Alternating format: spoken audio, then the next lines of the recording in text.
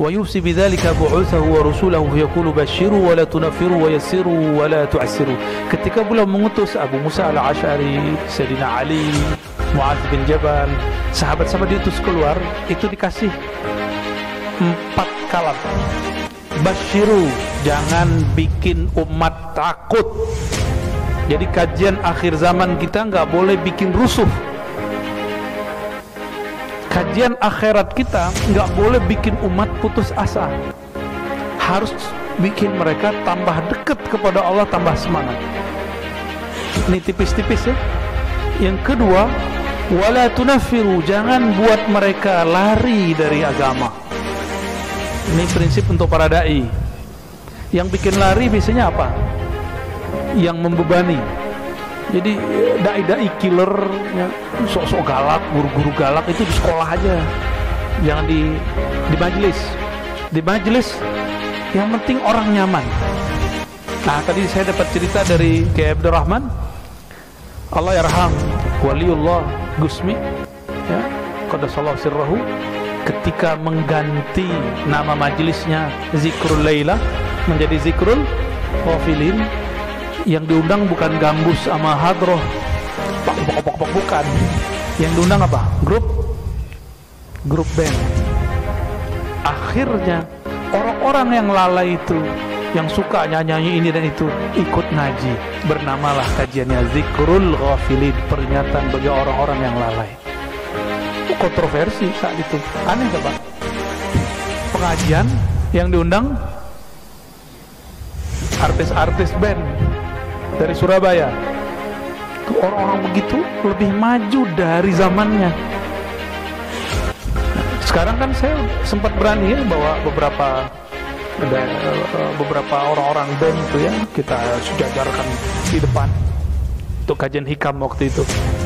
Ya, sekarang ya skip dulu kajian hikamnya yang malam-malam.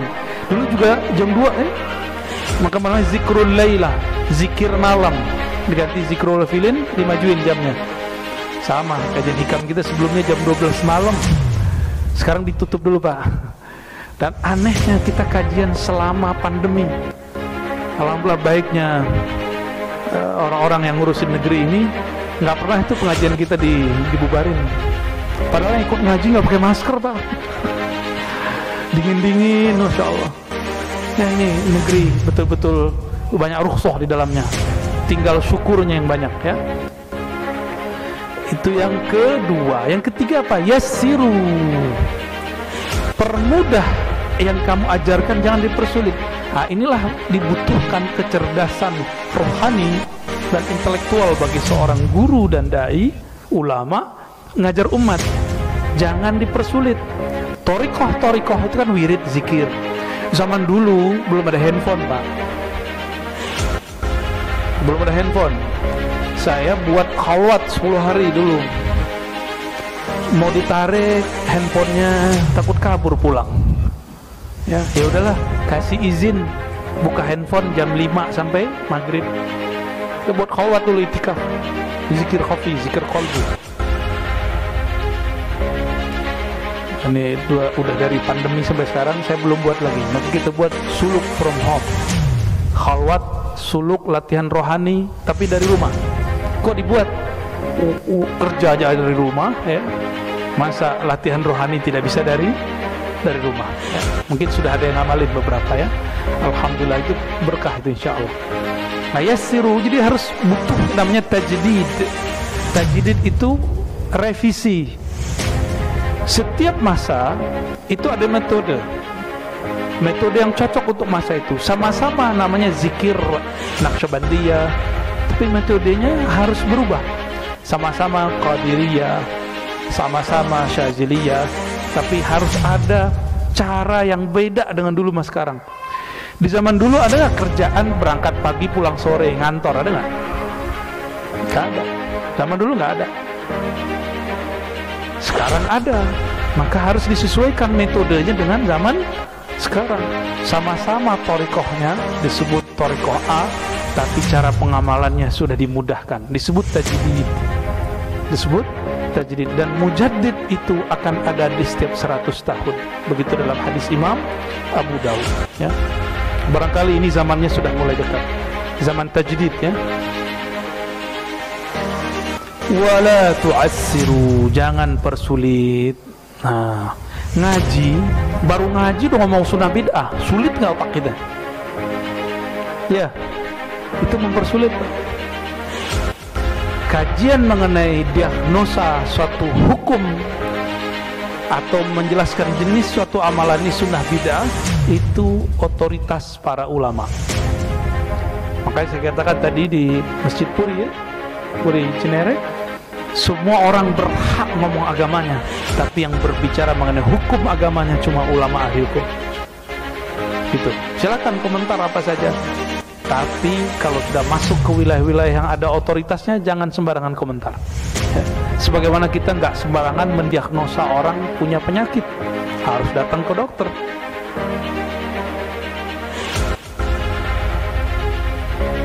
Jadi ada 4.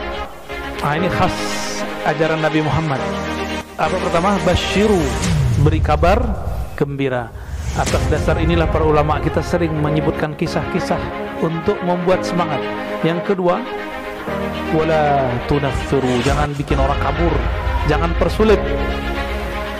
Nah, jangan ngomong begini lagi, begini saya belajar dulu, kamu kalau gak senang ya sudah pergi sono. Nah, jangan gitu lagi Pak, ngomong zaman sekarang. Ini zaman layar sentuh. Tuh.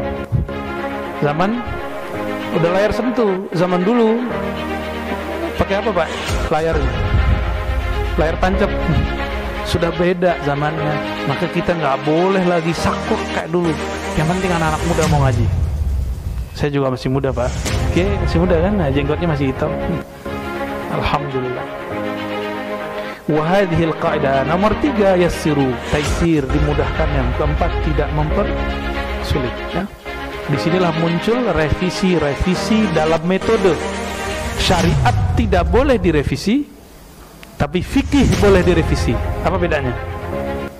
Syariat dari Allah, pemahaman terhadap syariat boleh berubah, tapi syariatnya tidak boleh berubah, ya.